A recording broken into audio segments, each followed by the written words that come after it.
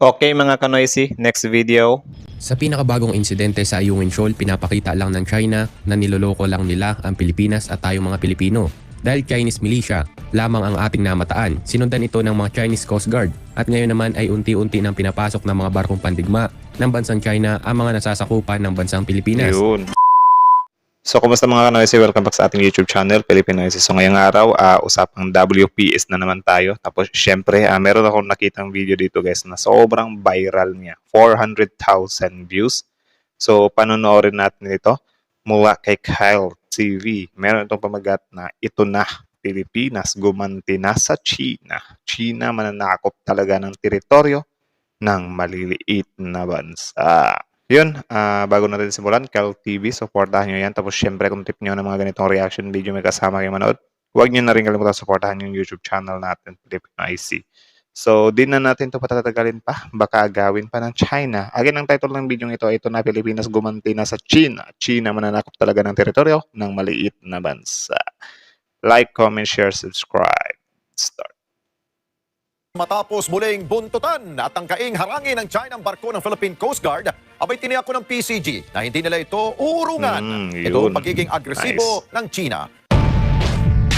Nice. Ganun talaga dapat, men. Walang urungan. Sa pinakabagong insidente sa Ayungin Shoal, pinapakita lang ng China na niloloko lang nila ang Pilipinas at tayong mga Pilipino. Dahil Chinese militia lamang ang ating namataan, sinundan ito ng mga Chinese Coast Guard at ngayon naman ay unti-unti nang pinapasok ng mga barkong pandigma ng bansang China ang mga nasasakupan ng bansang Pilipinas. Yun. Samantala ay inihayag naman ng Philippine Coast Guard ang larawan ng dalawang barkong Minamaliit kasi nila yung Coast Guard natin, men. Pero kapag Philippine Navy na yung kaharap nila, wala. Bahagbuntot din naman. Kaya yun, balang araw talaga, men. pandigma o warship ng China na kanilang namataan malapit sa Ayungin Shoal. Well, kung bago ka pa lamang sa ating channel at interesado ka sa mga ganitong video na kung saan ay pwede ka makakuha ng mga kaalaman at impormasyon tungkol sa ilang mga bagay-bagay, i-click mo lamang ang subscribe at ang ating notification bell para palagi Yan, subscribe Mr. Kyle TV, guys. Original video link in the description box below. Tuloy. na-update sa tuwing may bago tayong inilalabas na video. Kaya naman huwag na nating patagalin pa ito at simulan na natin. Yun, let's go. May chopper. Sa pinakabagong insidente sa Ayungin Shoal, pinapakita lang ng China na niloloko lang nila ang Pilipinas at tayong mga Pilipino na kung saan ay dati Chinese militia lamang ang ating namamataan. Sinundan ito ng mga Chinese Coast Guard at ngayon naman ay unti-unti nang pinapasok ng mga barkong pandigma ng bansang China ang nasasakupan ng bansang Pilipinas. Yun. Samantala ay inihayag naman ng Philippine Coast Guard ang larawan ng dalawang barkong pandigma o mga warship ng China na nakanilang namataan malapit sa Ayungin Shoal, kung saan kargado ito ng iba't ibang uri ng mga firepower. Well, thank you sir, no? So, nagsisimula na pala sila, no? Tapos, syempre tayo, kapag gagawin natin yan, for sure, sasabihin na naman nila na naglalaro tayo ng apoy or gusto talaga natin na magkaroon ng gulo dyan. Parang, eng-eng lang talaga. Correct. For giving the opportunity sa Philippine Coast Guard na makapagsalita dito, kaugnay dun sa tweet ni Mr. Powell at naisulat ng Philippine Star itong tweet na to, no, sa social media. Ang nangyari dito, ang Philippine Coast Guard noong June 29 ay nagtungo sa Skoda Shoal. Ang gamit namin barko ay ang BRP Malabrigo at ang BRP Malapascua or MRB 4402 or MRB 4403. The intention of these two vessels is to support the naval operation ng Armed Forces of the Philippines sa sinabi nyo nga sa Ayungin Shoal, no?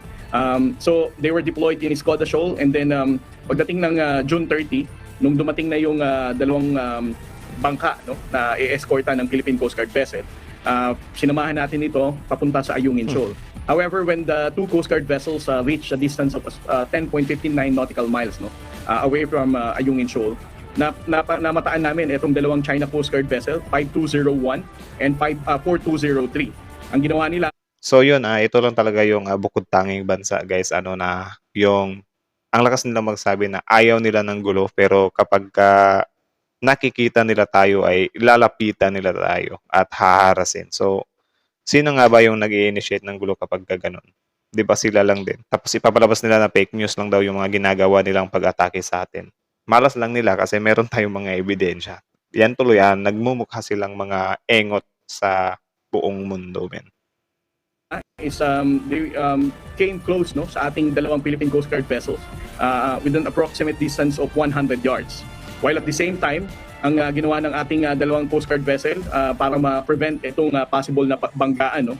They have to decrease the speed while at the same time they were also have to respond sa mga radio challenges na ibinibigay sa kanila ng dalawang China Coast Guard vessel. At ang Philippine Coast Guard vessel natin, they were also challenging the presence of all these two China Coast Guard vessel. Pagkatapos na makarating na tayo sa distance ng 9 nautical miles, no?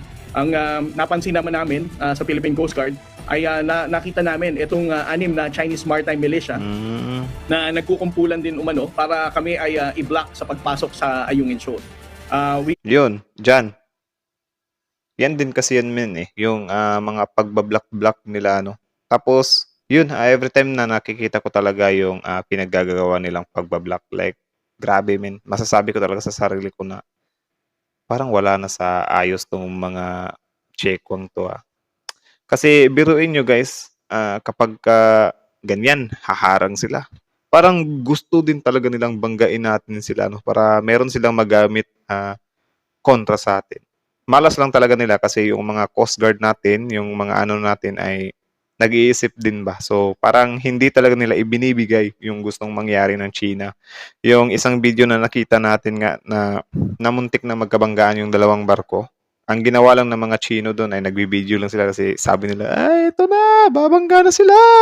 Meron na tayong gagamiting alas na sila yung nanguna. Pero malas lang nila yung mga Coast Guard natin ay sobrang alisto. May naglagay agad sila ng mga foam or mga stopper, pambara or whatsoever, di ba? Para lang hindi talaga magkaroon ng gas-gas yung barko nila. Though, sinasabi pa nga ng ibang kababayan natin doon, napakaduwag naman ng mga Coast Guard natin or mga ano natin kasi sila na nga yung sinusubukang banggain. Sila pa yung parang takot na magkaroon ng banggaan or whatsoever.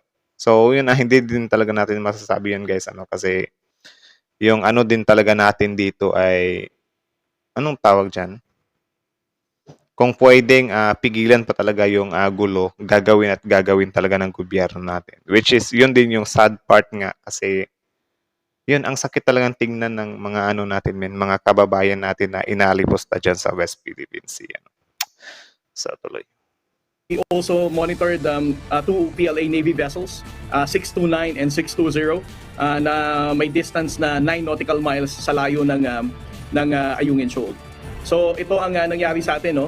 Let me first correct yung statement na hinabol tayo, no. Hindi tayo hinabol. Actually, the Philippine Coast Guard vessels are being blocked to enter to come close sa Ayungin Shoal, no. Because we are supporting the naval operation ng Armed Forces of the Philippines during that time. Opo, ano po nangyari matapos ang radio challenge ng Coast Guard? Ito na yun. Well, China Coast Guard is also doing the radio challenge sa Philippine Coast Guard. In response, we are also challenging their presence, no. Na ito ay napapaloob sa exclusive economic zone ng Pilipinas at sila ay they're not supposed to be within our exclusive economic zone and that they are carrying out dangerous maneuvers and they are violating the Convention on Prevention of the Collision Regulation. Yun. So sa sumatotal, Commodore, ilan ang na-monitor nating Chinese vessels Dalawa. na dyan sa Ayungin Shoal, sa immediate area ng Ayungin, nung ginaganap ang misyon ng Philippine Coast Guard? Ilan po? Dalawa.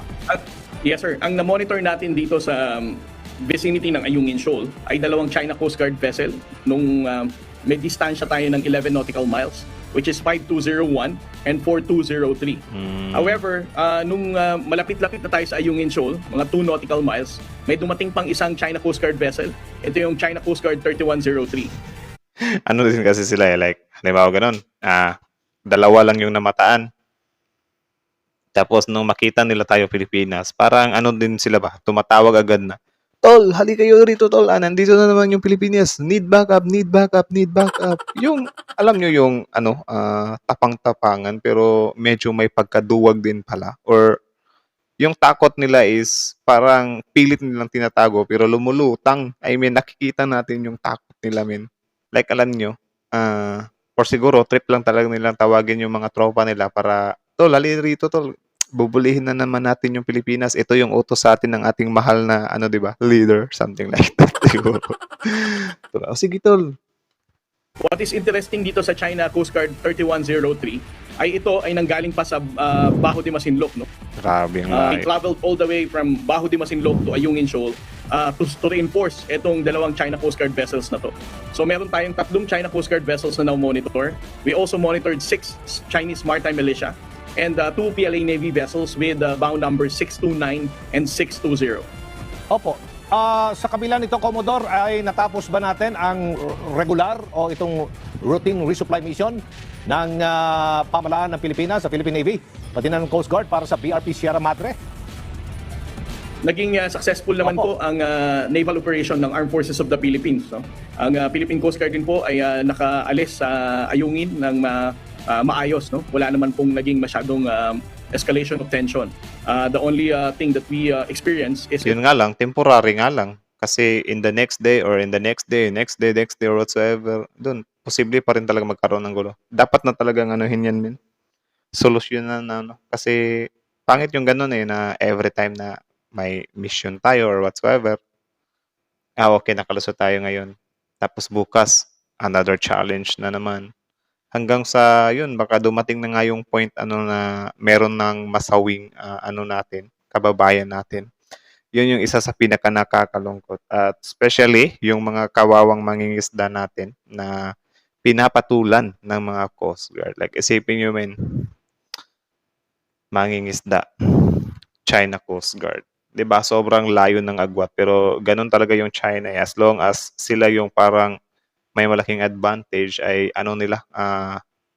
gagamitin talaga nila. Especially kapag napipikon sila.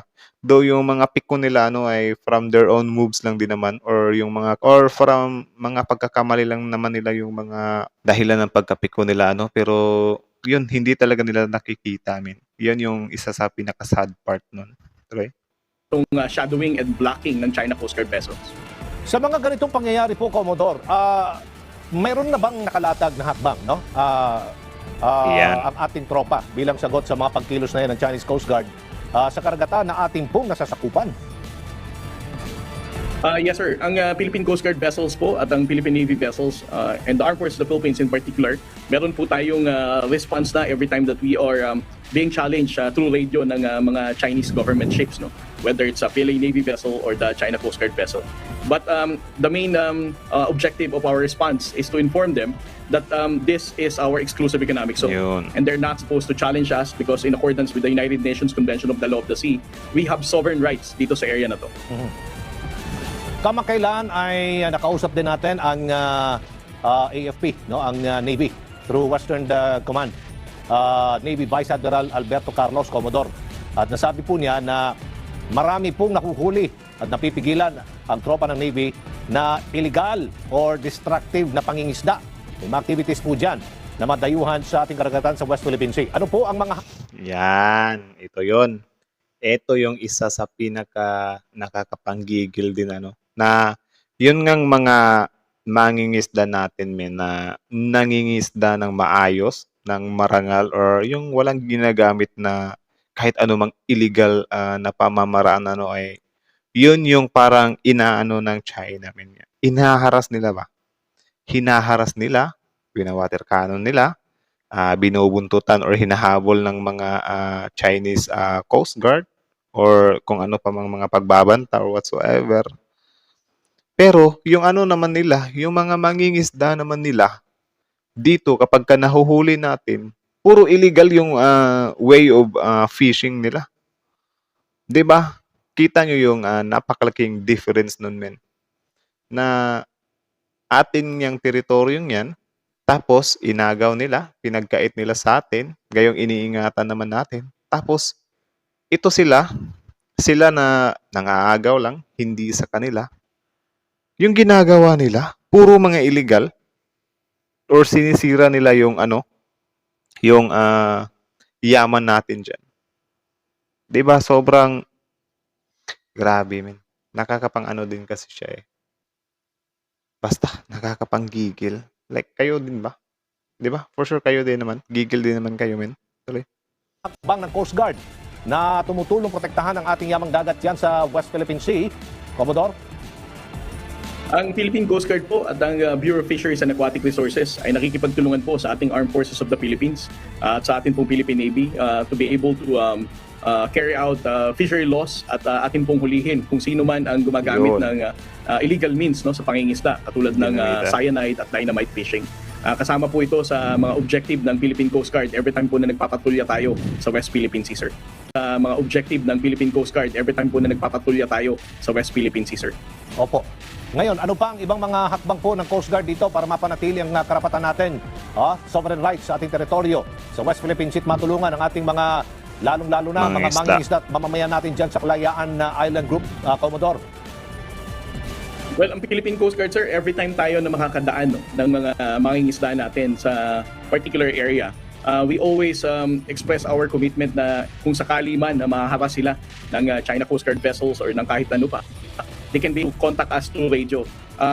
Yung ano ba men, yung mga mangingisda natin ba men, mas mabuti siguro na meron din silang mga camera, no? Or do you think tama ba yun? Or like for example, na nangingisda sila doon, tapos parang aanuhan sila ng ano natin ba, gobyerno, bibigyan din sila ng mga camera, yung mga bangka nila. Kahit yung mga GoPro lang ata, social GoPro eh. Basta bigyan lang sila ng camera para yun, kapag iharas sila, pwede din natin gamiting ebidensya kontra sa China, di ba? Well, opinion ko lang din naman yun. Comment kayo sa baba kung agree din ba kayo na bigyan din ng mga cameras itong mga mangingisda natin, ano? Or ano ba, gawin nating vloggers yung mga mangingisda. Pero yan nga lang, syempre kapag mabigyan ka ng camera, dapat ano din, ayusin mo din yung way of pangingisda mo or whatsoever para hindi ka din makitaan ng butas ng ano, 'di ba? Ng China. Grabe yung suggestion ko na yun. Aloy. Atin pong ipinaparamdam sa kanila na ang Philippine Coast Guard will always be there to support them and to ensure the safety and security ng ating pong mangingisda, sir. Opo. Baka may mga nais pa kayong iparating sa ating mga nanonood at nakikinig ng Commodore na hindi po namin naitanong sa inyo. Opo, inyong pong pagkakataon. Go ahead po, Commodore. Thank you, sir. Sa ating pong mga kababayan, sa ating pong mga kababayan sa Palawan, makakaasa po kayo sa Philippine Coast Guard sa pamumuno po ng ating komandante na si Admiral Artemio Abu. Despite of the danger that we always face every time na nagpapatulya po tayo sa West Philippine, kahit gaano pa po kalalaki ang mga barko ng China Coast Guard, ang Philippine Coast Guard vessel po Dapat ba tayong maalarma at mabahala? At ano naman kaya ang hakbang na ginagawa ng gobyerno ng ating bansang Pilipinas tungkol dito? Samantala 2 linggo na ang nakakalipas nang sabihin ni Pangulong Marcos Jr. na umusad ang kaso ng bansang Pilipinas patungkol sa mga issue sa West Philippine Sea. Samantala ayon naman sa Pangulo, Good thing din yun. Isa din ito sa nagustuhan ko kay Mr. PBBM, ano, kasi parang gusto niya na talagang tuldukan yung mga issues dyan sa WPS, men. Unlike nung past administration, ano, na parang temporary stop lang ba? Or yun nga, yung mga kasunduan lang na ito ganyan, ito ganyan, ito ganyan. Huwag niyong harasin yung mga ano namin, pero yun, may malaya kayong gawin kung ano yung gusto niyo sa teritoryo yan. Sobrang pangit yung ganun kasi nga up until now ay hindi din naman natapos yung mga issues, ano. Kaya good thing lang din talaga at sana ipagdasalin din natin na naging matagumpay itong plano ni Mr. PBBM sa West Philippine Sea, ano. Tuloy.